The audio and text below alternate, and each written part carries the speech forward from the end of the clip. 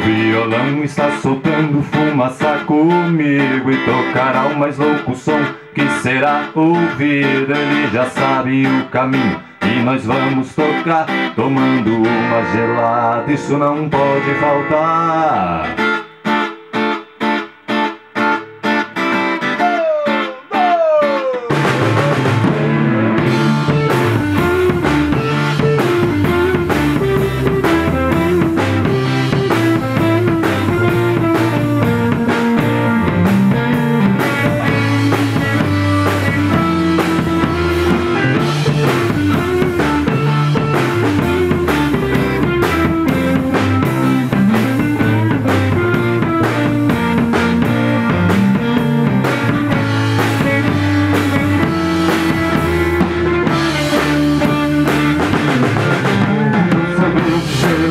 Minha cede, matar, minha revolta, como mundo posso amenizar, e nesses santos poder expressar novas ideias de cultura, liberdade e a paz.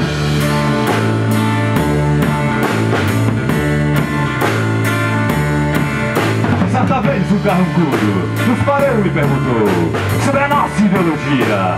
Ironia acusou. Eu disse: calma, meu amigo, vai sentando no chão e aprenda com o som do maluco doidão.